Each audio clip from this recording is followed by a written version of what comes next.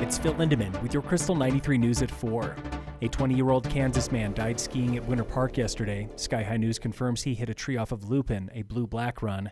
This is the 8th confirmed inbounds fatality of the season here in Colorado and the 2nd at Winter Park Mary Jane.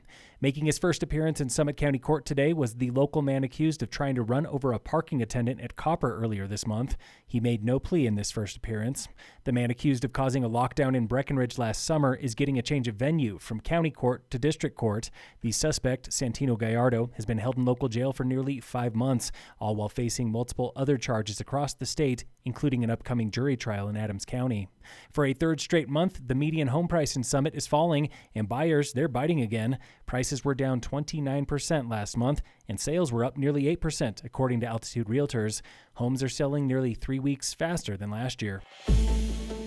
This week on the State of Summit, the state is making unpopular choices to avoid a $1.1 billion shortfall, and Summit County will not be immune. Dramatic, some might say draconian cuts to spending. That was County Commissioner Tamara Pogue. I personally don't think you can attack this problem by just sort of saying, oh, we're going to cut little things. We all know by now education could lose $150 million, but also on the chopping block is the state's other major expense, Medicaid, known as Health First Colorado. Healthcare spending increased dramatically as we have seen more folks need to rely on Medicaid to access healthcare. More than 1 in 10 Summit locals rely on Medicaid, and the state relies on the feds to keep it afloat. That budget has grown. It's grown astronomically. It has grown much farther than the rate of inflation, and that's why the state really is in the situation it's in. The DC-based Urban Institute claims Colorado could lose over $1 billion for Medicaid if a new federal savings bill passes. It was recently approved by the U.S. House, now under consideration by the Senate. Will providers continue to take Medicaid, accept Medicaid, if their reimbursement rates are less than those providers need to make a living in Summit County?